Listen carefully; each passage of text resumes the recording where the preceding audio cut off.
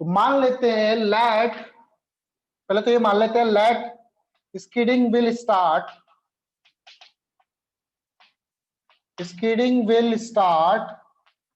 Eight speed v speed पर skidding start हो रही है। एंड दूसरा हम लोग मान लेते हैं, मान क्या लेते हैं, एफसी सॉरी फ्रिक्शन फोर्स ही इसको friction force provides FC and FT. Friction force ही इसको सेंट्रीपिटल फोर्स प्रोवाइड कर रहा है और टेंजेंशियल फोर्स प्रोवाइड कर रहा है। ठीक है, जब फ्रिक्शन फोर्स के इतना नहीं रह पाएगा कि इसको नेसेसरी सेंट्रीपिटल फोर्स प्रोवाइड कर पाए, तब ये स्कीडिंग स्टार्ट कर देगा। ठीक है, जब फ्रिक्शन फोर्स इतना नहीं लग पाएगा कि इसको नेसेसरी सेंट्रीपिटल फोर्स प्रोवाइड कर पाए उस स्पीड पे घूमने के लिए, तब स्कीडिंग स्टार्ट हो जाएगी। तो टेंजेंशियल एक्सीलरेशन v इस तरफ है, तो टेंजेंशियल एक्सीलरेशन सॉरी एफटी भी इस तरफ लग रहा होगा। इन दोनों का जो नेट होगा वो आपका एफ नेट होगा, दैट इज नेट फोर्स। और ये नेट फोर्स ही किसके बराबर होगा, at the moment of slipping, at the moment of, जब स्लीपिंग स्टार्ट होगी, एफ नेट इक्वल टू हो जाएगा एफ आर मैक्स के बराबर, जितना मैक्सिमम फ्रिक्शन फोर्स लग सकता है। नेट फोर्स की वैल्यू किसकी हो जाएगी, एफ आर मैक्स के। और एफ आर मैक्स हमको पता है कितना होता है, दैट इज म्यू एन। कितना होता है ये, म्यू एन होता है। एफ नेट देखो यहाँ पे, एफ नेट यहां से निकालोगे कितना होगा, एफ टी का स्क्वायर प्लस एफ सी का square equal to mu M G का स्क्वायर कर दो चाहो तो आप। ठीक है,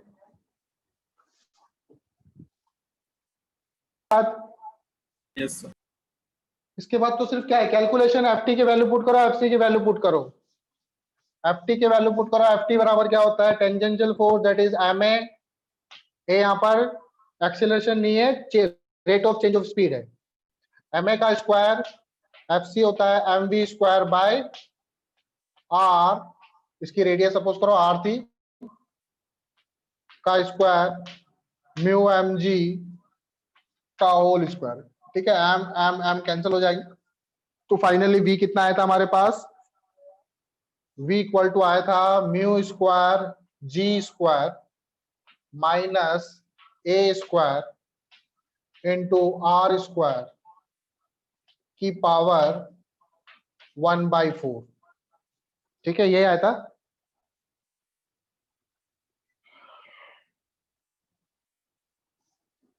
ठीक, समझ गए यहां तक, इस स्पीड पर स्कीडिंग स्टार्ट होगी।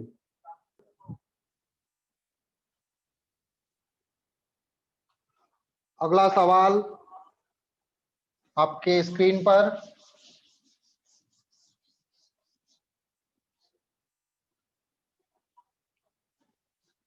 एक इस तरह की एक रिंग है। ठीक है, रिंग है और इसमें एक इस तरह की बॉडी है जो इस पे मूव कर सकती है इस तरह से। ठीक है, आपने देखा होगा मेले वगैरह में भी इस तरह का एक खेल होता है। इसका मास m है, तो इस पे नीचे की तरफ फोर्स लगा होगा एम जी, और ये ऊपर से इस तरह से टच हो रहा होगा इस पर।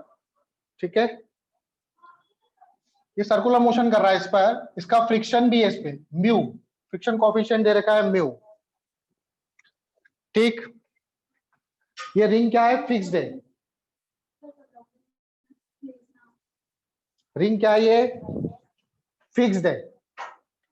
तो एक रिंग है जो फिक्स्ड है आपके हॉरिजॉन्टल प्लेन पर,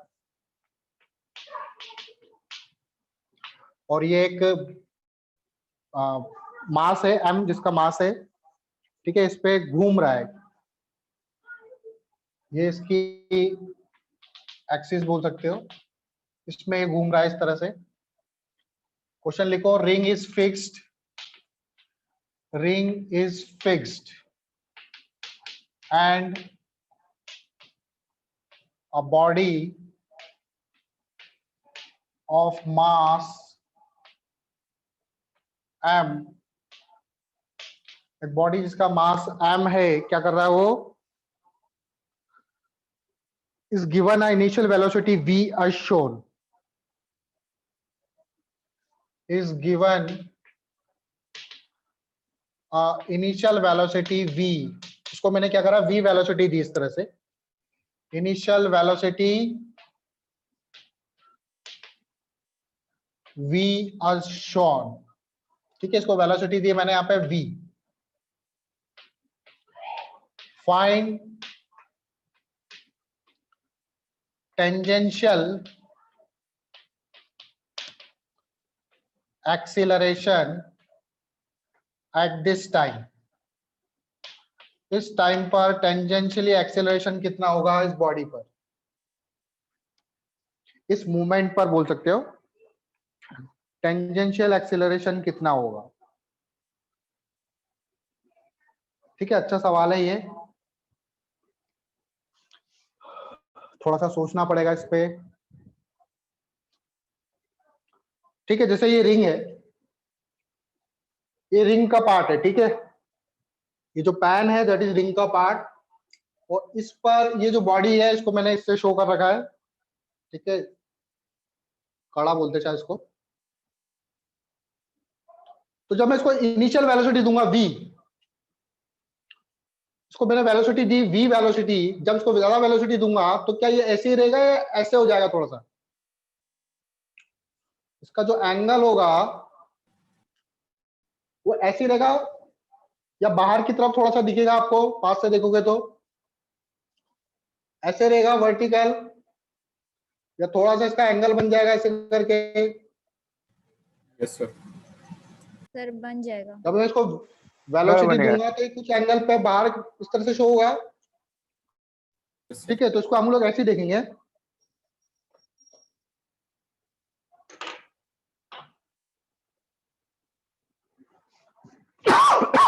सॉरी, ठीक है, क्वेश्चन था ये, सॉल्यूशन देखो इधर।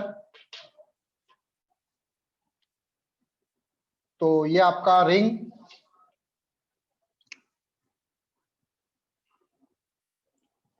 तो इस बॉडी पर, जैसे बॉडी यहां पर है,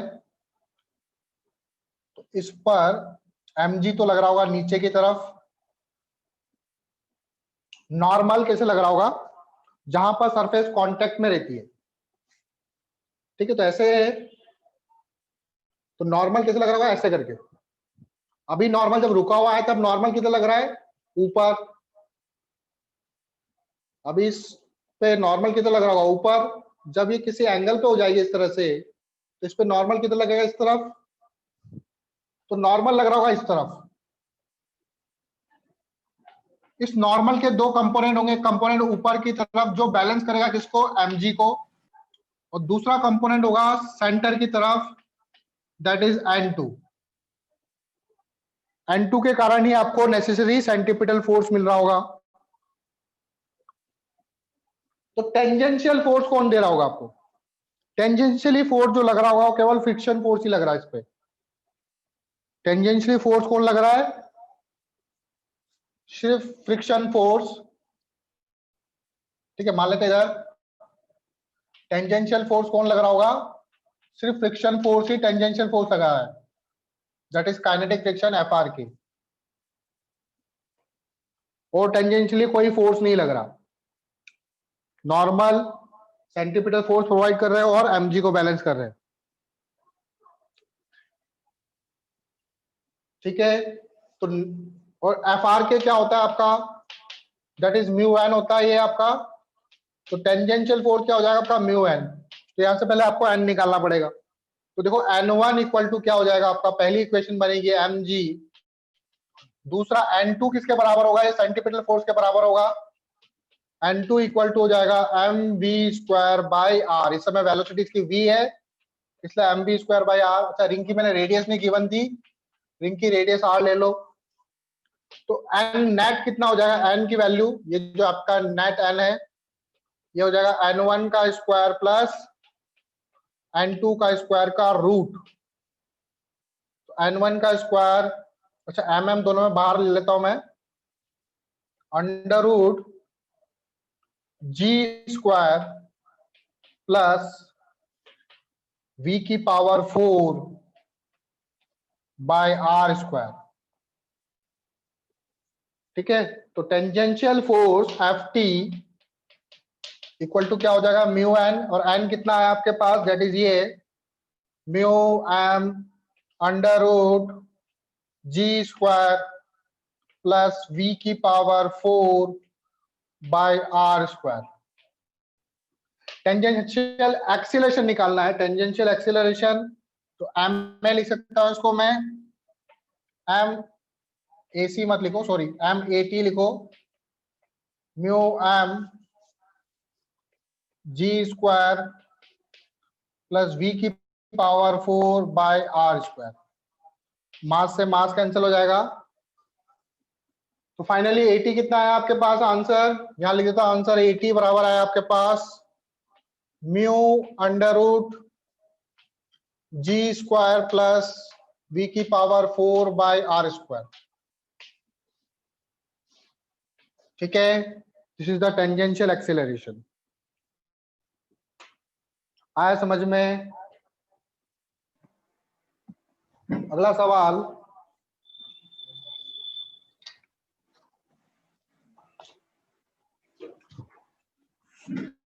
next question, for a particle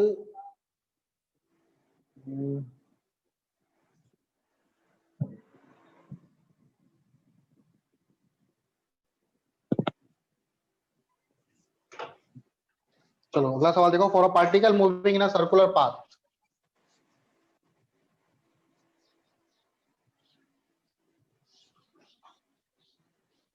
एक पार्टिकल है जो सर्कुलर पाथ पे घूम रहा है, जिसकी काइनेटिक एनर्जी आपको गिवन है, for a particle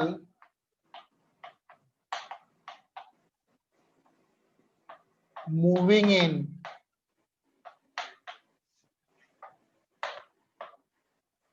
circular path, kinetic energy is given as, kinetic energy given है आपको हाफ, सॉरी हाफ नहीं, ए s square, a s square. ठीक है, ए एक्सीलरेशन नहीं है यहाँ पे, ए आपका क्या है, एक कोई कांस्टेंट है, एस क्या है यहाँ पे, distance covered on circular path, r है रेडियस ऑफ द सर्कल। ठीक है, आर तो अभी गिवन नहीं है, ए क्या है यहाँ पे गिवन,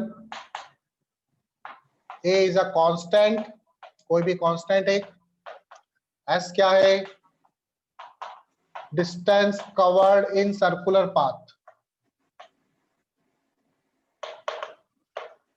इस सर्कुलर पाथ में कितनी डिस्टेंस कवर करी इसने, और आर रेडियस है, रेडियस ऑफ सर्कल। ठीक, और हमें क्या फाइंड करना है, इस पार्टिकल पर कितना फोर्स लग रहा है, find total force,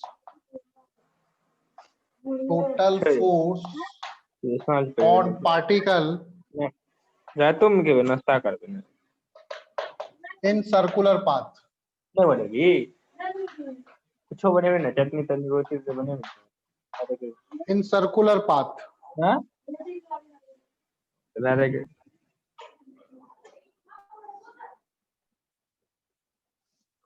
find total force on particle in circular path. ठीक है, फोर्सेस के ऑप्शंस आपको गिवन है, ए ऑप्शन है 2as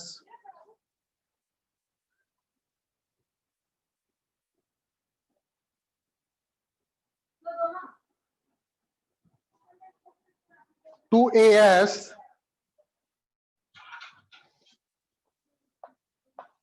1 plus s square by r।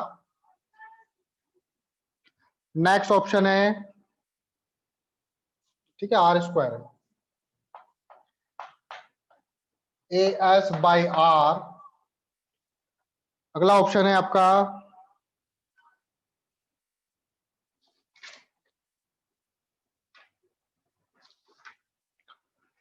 A s by 2, ठीक है। ऑप्शन देख लेता है एक बार, ए एस स्क्वायर है इधर। सी ऑप्शन है a s by 2 1 plus s square by r square. And d option है आपका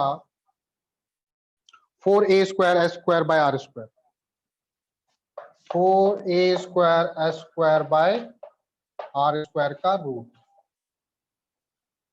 ठीक है, कैसे करेंगे?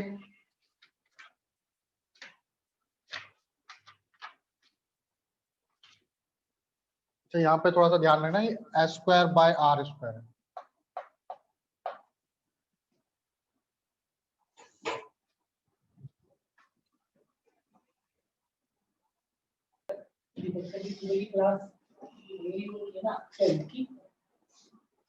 चलो देखो कैसे निकालेंगे।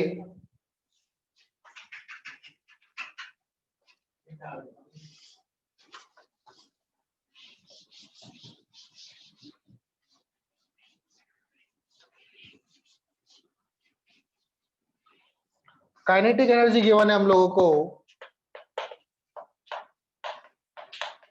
That is a s square. Kinetic energy मुझे पता है होती है half m we square a s square.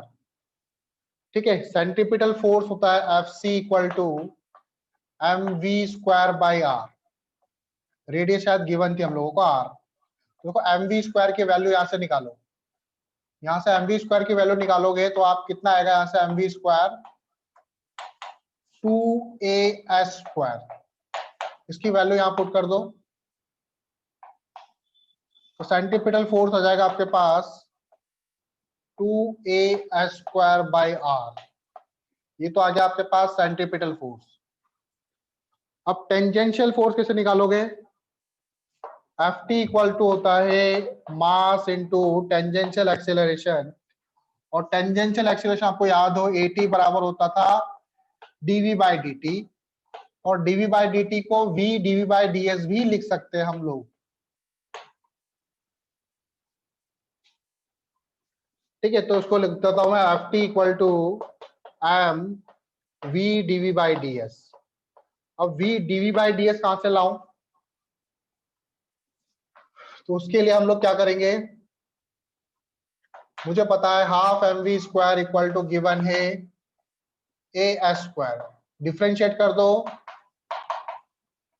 With respect to S.